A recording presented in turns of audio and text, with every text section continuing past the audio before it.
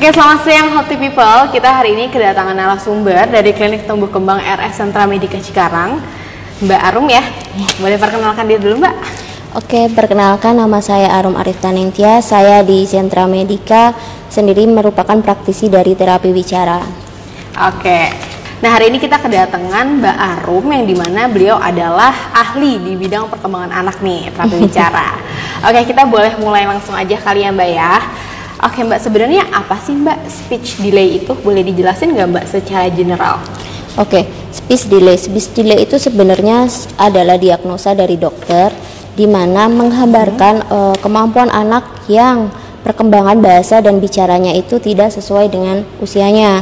Jadi ada gap di situ, keterlambatannya. Tapi dalam keilmuan terapi bicara sendiri, untuk perkembangan bahasa dan bicara itu sebenarnya dua hal yang berbeda nih yang harus diluruskan. Jadi tidak hanya untuk speech delay, itu semuanya anak yang terlambat itu speech delay. Jadi ada yang memang kasusnya hanyalah gangguan perkembangan atau keterlambatan pada segi bahasanya aja, ataupun dan keterlambatan pada bicaranya. Itu dua hal yang harus diluruskan ya. Jadi berbeda sebenarnya gitu. Baik. Berarti secara general kalau anak yang mengalami keterlambatan bukan berarti indikasinya speech delay ya? Bisa betul. Aja memang dia kurang stimulus ya dari pola asuh orang tuanya, seperti itu. Nah Mbak, karena lagi kita ngomongin pasca COVID nih, namanya COVID kan pola asuh orang tua juga berbeda ya. Kebanyakan orang tua itu memberikan gadget ya ke anak. Betul. Ya, mereka pengen santai atau mereka mungkin WFH, work from home gitu, akhirnya mereka memberikan gadget ke anak biar anaknya tuh anteng gitu ya. Nah sebenarnya seberpengaruh apa sih Mbak gadget itu untuk perkembangan bahasa anak? Oke, untuk pemberian gadget pada anak ya itu benar sangat-sangat berpengaruh, dan itu jadi tren isu kan yang sekarang. Betul. Ya kan, banyak banget kasus di tumbuh kembang itu usia 2 tahun, 2 tahun setengah ya. Sejak ada pandemi itu anak-anak banyak yang dikonsulkan mengalami gangguan ataupun keterlambatan bahasa bicaranya.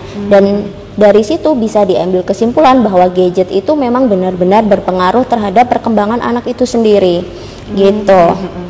Berarti sebagai orang tua mungkin boleh kali ya Mbak kita kasih gadget ke anak. Betul. Ya. Tapi sebenarnya waktu yang optimal itu berapa jam sih Mbak buat anak main gadget? Oke, jadi pemberian gadget sendiri nggak bisa kita langsung sama dengan kan baik atau buruk. Jadi tetap ada porsi yang baik, ada tetap porsi yang buruk.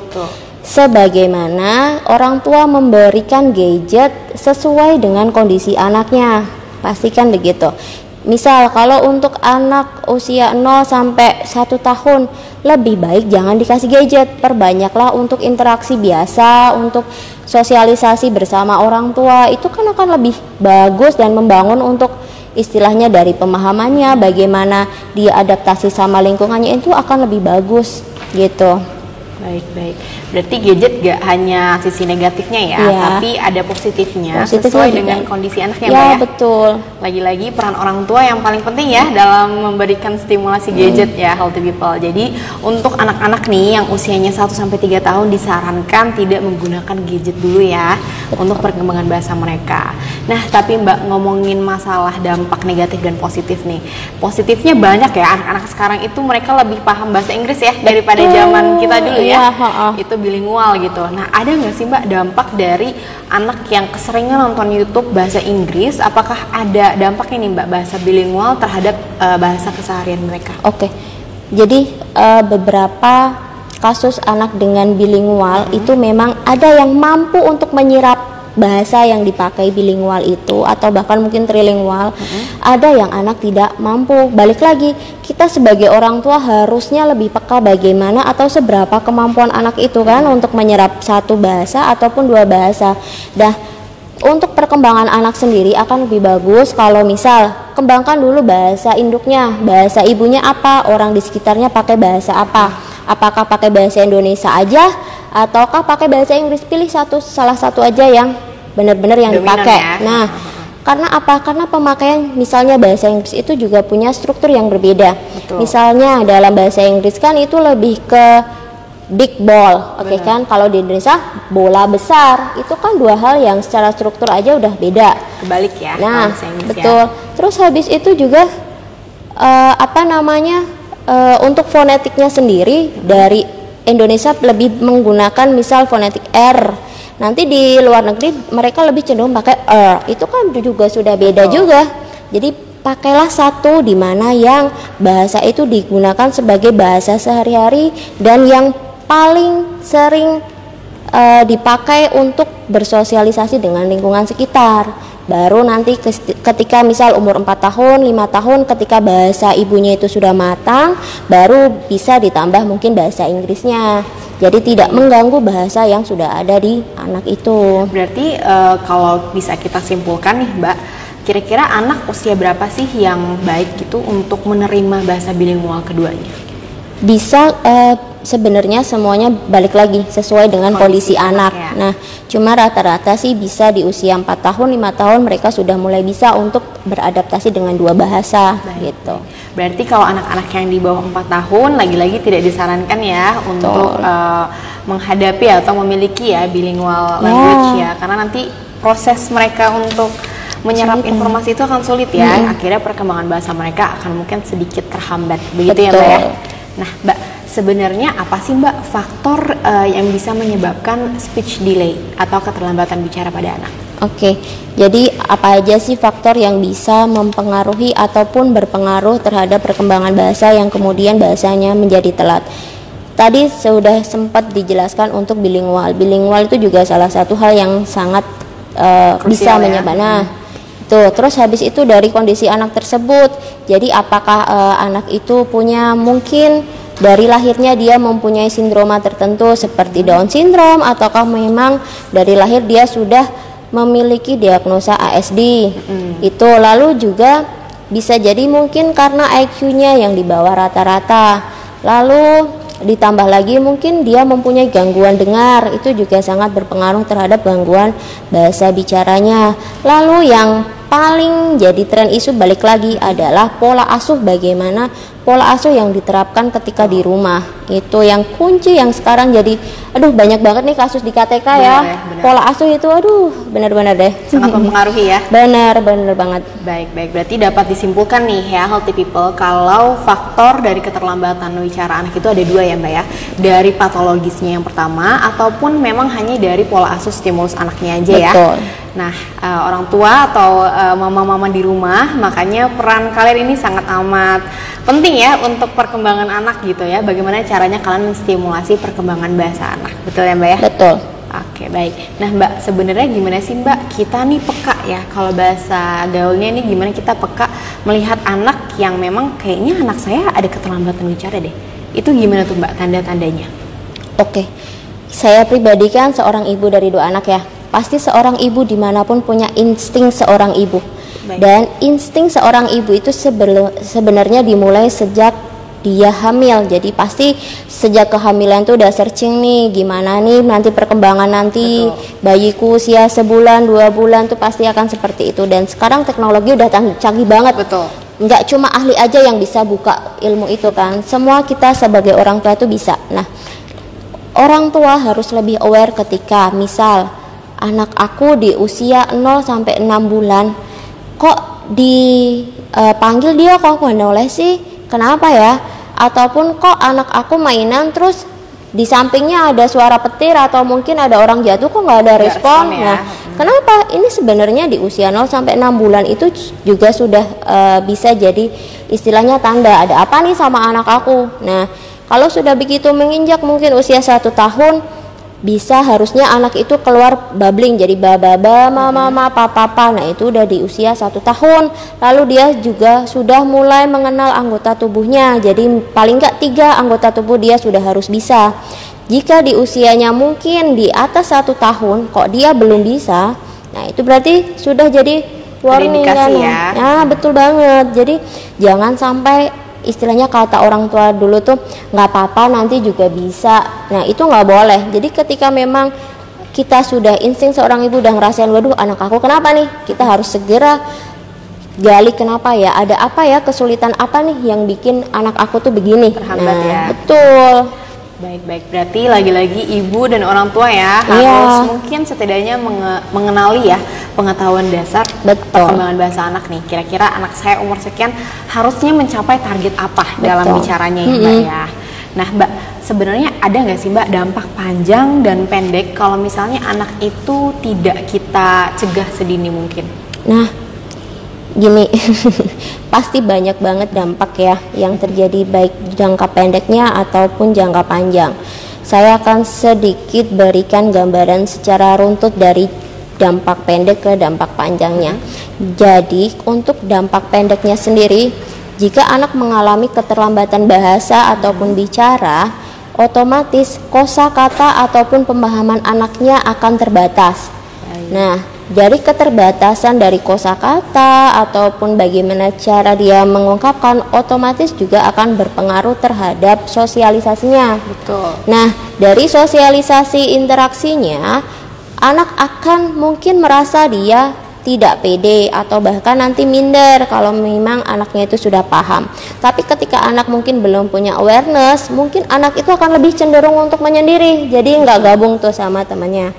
Lalu dari situ tentu saja akan berpengaruh dari segi kognitifnya. Betul. Ya, nanti akan berpengaruh lagi dari indeks nanti prestasinya. Jadi prestasinya di sekolah itu bagaimana, prestasi belajarnya.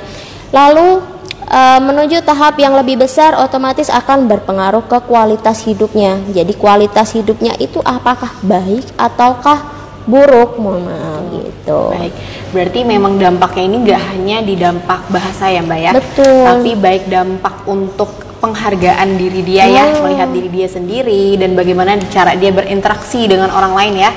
Mungkin dampak pendek dan dampak panjangnya bisa kita simpulkan seperti itu ya Mbak ya. Baik, nah Mbak, sebenarnya ada nggak sih Mbak pendekatan khusus nih Mbak kalau misalnya anak disebabkan oleh faktor patologis dan anak yang disebabkan oleh pola asuh? Apakah ada intervensi yang berbeda Mbak? Sebenarnya intervensi menurut terapi wicara ya, itu disesuaikan dengan kesulitan apa yang ada pada anak. Makanya ketika ibu sudah merasa misalnya anak ada apa nih sama anak aku, segeralah langsung untuk berkonsultasi ke dokter anak, benar kan ya? Dokter anak nanti akan dapat rujukan lagi ke dokter rehab, lalu bertemu dengan terapisnya. Nah, dari terapisnya ibu nanti bisa sharing, anak saya tuh begini-begini. Jadi kira-kira masalah apa nih yang ada pada anak saya. Jadi sebelum masuk ke intervensi, harusnya memang dari orang tua dan terapis itu harus sama-sama mencari kira-kira kenapa nih anak aku. Jadi nggak serta-merta anak saya cuma terlambat bahasa gitu aja, kita nggak bisa. Karena memang dari segi ilmu terapi wicara, intervensi setiap kasus itu punya porsinya masing-masing, jadi tidak bisa sama. Jadi kita harus kenali dulu anak kita pahami anak kita, kesulitannya apa, baru kita sesuaikan intervensinya gitu. Baik, berarti lebih baik mencegah ya Mbak ya. Betul. Daripada sudah terjadi gitu ya. Kalau misalnya mama di rumah nih atau healthy people di luar, kalau misalnya melihat ada indikasi atau mungkin mama belum paham mengenai pengetahuan dasar perkembangan bahasa, boleh aja konsul ke rumah sakit Sentra Medika Cikarang ya. Betul. Nanti mungkin akan berkonsultasi dengan dokter anak dulu, kemudian dirujuk ke dokter rehab dan mungkin bisa bertemu nih dengan Mbak Arum ya Mbak ya. Karena untuk terapi perkembangan bahasa ini nggak hanya untuk anak-anak berkebutuhan khusus ya, anak-anak yang normal juga kita bisa ya untuk intervensi ya, memberikan stimulus untuk perkembangan bahasanya. Betul. Nah Mbak, untuk anak yang memang sudah terindikasi nih, dia memang mengalami speech delay atau keterlambatan bicara, apakah anak tersebut bisa sembuh secara menyeluruh? Nah, ini adalah poin yang biasanya paling banyak ditanyakan. Apakah anak saya nanti bisa sembuh? Nah, betul. Oke. Sebenarnya kata yang dipakai itu bukan sembuh ya. Kalau menurut saya itu kata yang dipakai itu lebih bagusnya apakah bisa sesuai atau setara dengan usia perkembangannya.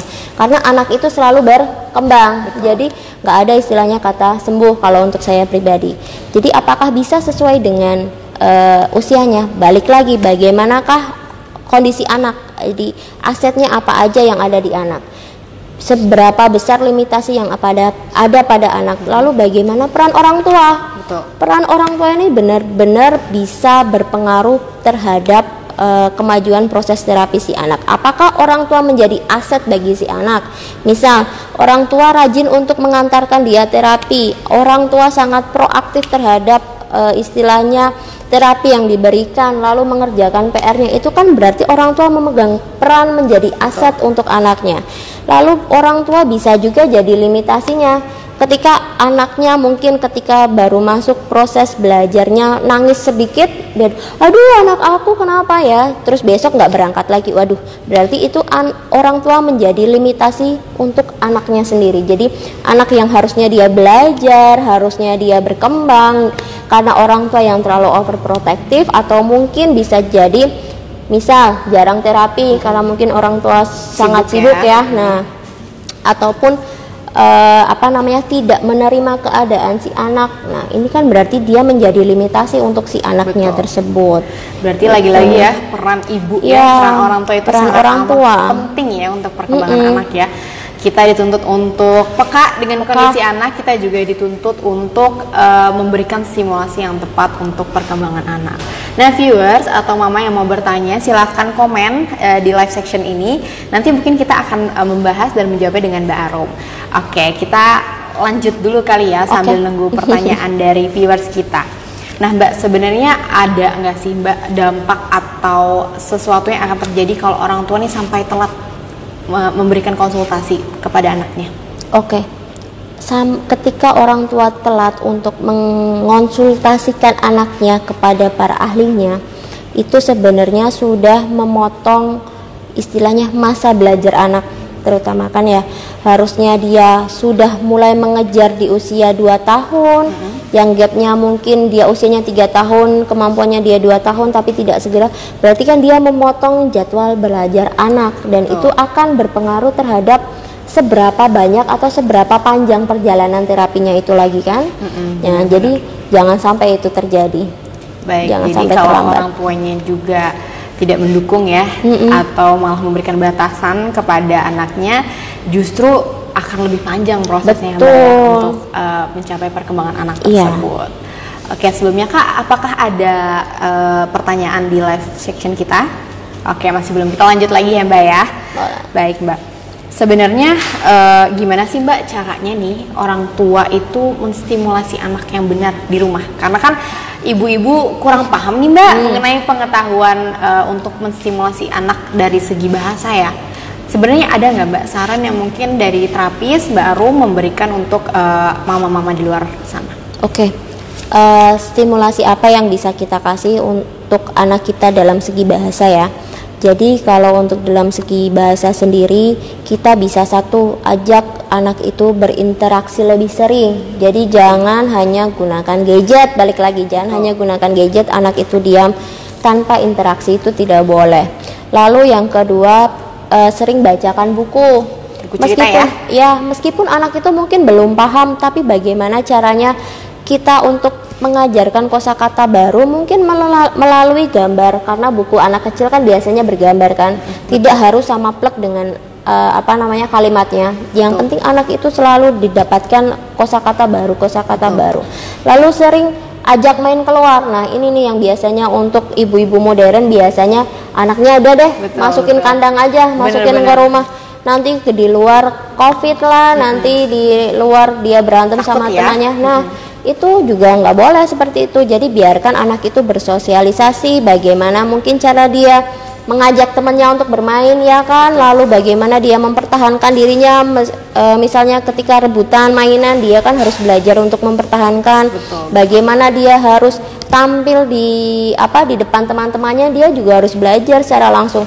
Tidak bisa semuanya diganti dengan media mainan ataupun hanya gadget, tidak bisa gitu, karena kita sudah disediakan alam, ya sudah biarkan anak main ke alam. Baik. Berarti menstimulasi anak gak cukup hanya dari media ya Mbak ya, dari media mainan, tapi teman sebaya itu sangat amat mendukung ya perkembangan bahasa anak. Lalu kemudian untuk mama dan healthy people di luar sana yang mau mendeteksi nih perkembangan bahasa anak saya sudah sejauh mana, apakah memang belum mencapai target milestone-nya atau memang ada gangguan indikasi tertentu. Nah, boleh saja datang ke Rumah Sakit Sentra Medika Cikarang atau bisa menghubungi nomor yang ada di Instagram kita.